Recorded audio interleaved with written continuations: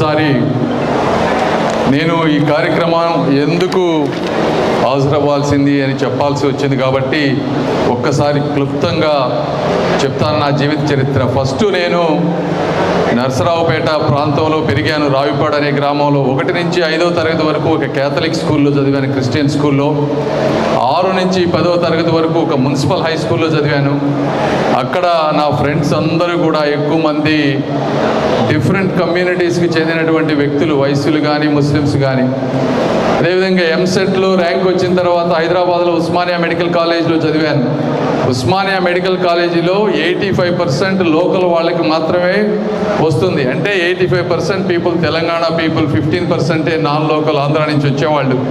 అంటే అక్కడ కూడా ఎక్కువ మంది నా స్నేహితులు బలహీన వర్గాలకు చెందినటువంటి వ్యక్తులు, బీసీ సోదరులు. అయితే మెడికల్ కాలేజీలో సెకండ్ ఇయర్లో ఉన్నప్పుడు, బహుశా ఇది ఎప్పుడంటే 1997లో మొట్టమొదటిసారి ఒక వ్యక్తి వచ్చి ఈసారి మీ ఓడు వస్తున్నాడుగా అని అన్నారు. అప్పటి వరకు నాకు క్యాస్ట్లు కానీ కులాలు కానీ తెలిసేవి కాదు. ఎవరయ్యా మీ ఓడు, ఏంటి మాట్లాడుతున్నా, ఎవడు మా ఓడు అంటే అదే మీ చంద్రబాబు నాయుడు గారు వస్తున్నారు అన్నాడు. అప్పుడు మొట్టమొదటిసారి చంద్రబాబు నాయుడు గారి సామాజిక వర్గం నాది ఒకటని ఆ రోజు చెప్పారు వారు. అంటే ఆ రోజు నాకు వాళ్ళు చెప్పిన మాట 30 సంవత్సరాల తర్వాత కూడా ఈరోజు ఎంత బలంగా ఉంది అంటే అర్థం చేసుకోండి నేను ఎంత బాధపడి ఉంటానో ఆ రోజున. ఎందుకంటే అభం శుభం తెలియని 16, 17, 18 సంవత్సరాల వయసులో ఇవి ఇన్ఫ్యూజ్ చేశారు ఆ రోజున. ఏమైనప్పటికీ నాకు ముఖ్యంగా తెలంగాణలో ఉన్నప్పుడు, నాకు మా ఫ్యామిలీ అప్పుల్లో ఉన్నప్పుడు ఆ రోజుల్లో నాకు ₹1,00,000 అప్పించినటువంటి వ్యక్తి ఆదిలాబాద్కి చెందినటువంటి ఒక బీసీ సోదరుడు. అతని పేరు డాక్టర్ కళ్యాణ్ చక్రవర్తి. ఇప్పుడు కూడా నేను జీవితంలో ఎప్పుడు మర్చిపోలేనటువంటి వ్యక్తి. ఇవి ఎందుకు చెప్తూ ఉన్నాను అంటే ఈరోజు రాజకీయాల్లోకి వచ్చిన తర్వాత ఇవి తప్పటం లేదు, మాట్లాడాల్సిన అవసరం వస్తుంది. అదేవిధంగా నేను అమెరికా వెళ్ళినప్పుడు కూడా ఈరోజు నేను 2 నెలలు, నేను ఎప్పుడు గత 25 సంవత్సరాలుగా కంపెనీ ఆపరేట్ చేస్తూ ఉంటే ఒక్క 2 గంటలు కూడా కంపెనీ ఈమెయిల్ చెక్ చేసుకోకుండా ఉండటం కానీ, దానికి దూరంగా ఉండటం కానీ జరిగినటువంటి పరిస్థితులు లేవు నిద్రపోయేటప్పుడు తప్పించి. మరి నేను ఇక్కడ 2 నెలలుగా దాన్ని పట్టించుకోకపోతున్నా కూడా అక్కడ ఉన్నటువంటి ఏ సామాజిక వర్గానికి సంబంధించిన వ్యక్తులు కాదు నా కోసం 24 గంటలు కష్టపడుతూ ఉన్నారు. అయితే నాకు ఎలాంటి భావజాలం లేనప్పటికీ కూడా ఇక్కడ ఉన్నటువంటి సామాజిక ఆర్థిక పరిస్థితులను నేను అర్థం చేసుకున్నాను. ఎందుకంటే తరతరాలుగా వస్తున్నటువంటి విధానాలు, కొంతమంది అహంపూరితమైనటువంటి వ్యాఖ్యలు చేయటం వల్ల కానీ, ఆర్థిక అసమానతల వల్ల కానీ, రాజకీయ నాయకుల ప్రేరేపితంతో కానీ ఈరోజు ప్రజలు వర్గాలుగా విడిపోయినటువంటి పరిస్థితి. అయితే మీరందరూ పేదల పక్షాన నిలబడినటువంటి వంగవీటి రంగా గారిని ఎంతగా అభిమానిస్తారో నాకు తెలుసు. అదేవిధంగా రాష్ట్ర భవిష్యత్తు కోసం రోడ్డు మీదకు వచ్చి నిలబడ్డ పవన్ కళ్యాణ్ గారిని ఎంతగా అభిమానిస్తారో నాకు తెలుసు. ఆంధ్రుల ఆరాధ్య దైవమైనటువంటి చిరంజీవి గారిని మీరు ఎంతగా నటుడిగా అభిమానిస్తారో కూడా నేను అర్థం చేసుకున్నాను. అదేవిధంగా నా వ్యక్తిగతంగా నా కొడుకు అమెరికాలో పుట్టి పెరిగాడు. అతనికి అభిమాన నటుడు, నాకు అభిమాన నటుడు ఎవరయ్యా అంటే అల్లు అర్జున్ అని మీ అందరికీ తెలియజేసుకుంటా ఉన్నాను. రెండవ అభిమాన నటుడు ఎవరు అంటే ఇది వాస్తవం, చిరంజీవి గారి అబ్బాయి రామ్ చరణ్. ఎందుకు అని మీరు అడగాలి. ఎందుకు అంటే ఆ వ్యక్తులు తల్లిదండ్రులు ఎంత ఉన్నా కూడా ఒక సంస్కారంతో కష్టపడి పైకి వచ్చినటువంటి వ్యక్తులు వాళ్ళు డ్యాన్స్ చేసే విధానం కానీ, ఎక్సర్సైజ్ చేసి బాడీని బిల్డ్ చేసుకునే విధానం కానీ, పబ్లిక్లోకి వచ్చినప్పుడు మాట్లాడేటువంటి సంస్కారం కానీ మా అందరికీ వారిని అభిమానులుగా చేసింది అని మీ అందరికీ నేను తెలియజేసుకుంటా ఉన్నాను. కాబట్టి ఇలాంటి భావజాలం ఉన్నటువంటి వ్యక్తులం మేము అని మీరందరూ ఒక్కసారి నన్ను అర్థం చేసుకోవాలి. అయితే ఈ రోజున ప్రతి ఒక్కరూ ఈ పార్లమెంటు సెగ్మెంట్లో తీసుకుంటే దాదాపు 2 లక్షల పైగా కాపు సోదరీమణులు ఉన్నారు. న్యాయపరంగా అయితే కంపల్సరీగా ఒక సీట్ ఇవ్వాల్సినటువంటి పరిస్థితి ఇది.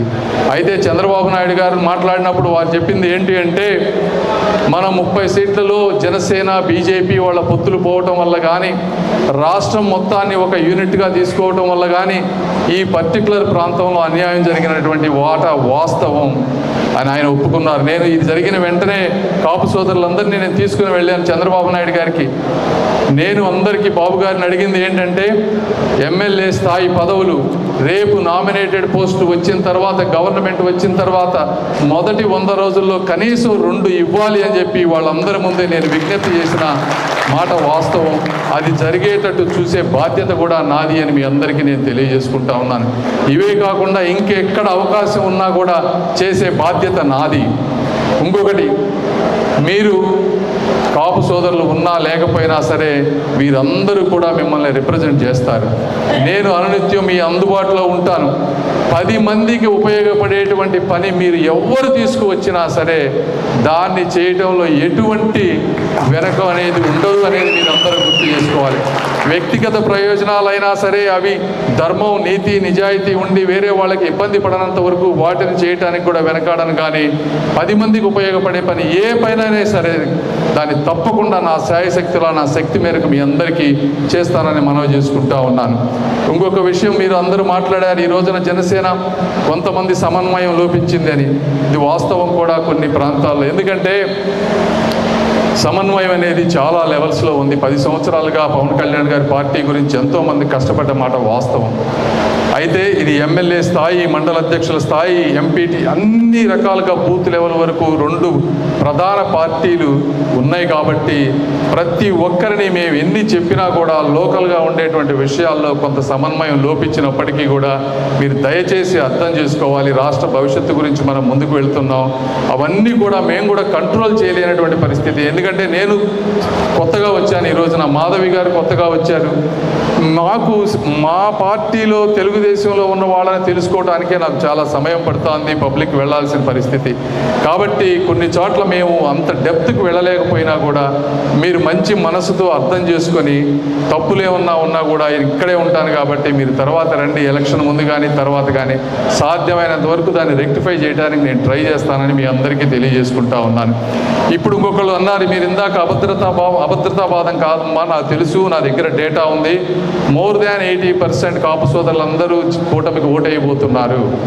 దాని గురించి కాదు నేను ఈరోజు నేను ఈ మీటింగ్ ఇట్లా మేము ఆర్గనైజ్ చేయాలనుకున్నటువంటి ఉద్దేశం ఏంటి అంటే, మీరు రాజకీయ ప్రాధాన్యత లేదు అన్నారనేటువంటి దానికి భరోసా నేను పబ్లిక్గా ఇద్దామని పెట్టాను తప్పించి ఓట్ల గురించి కానీ మీ మీద అనుమానంతో కానీ పెట్టినటువంటి విషయం కాదు ఇది.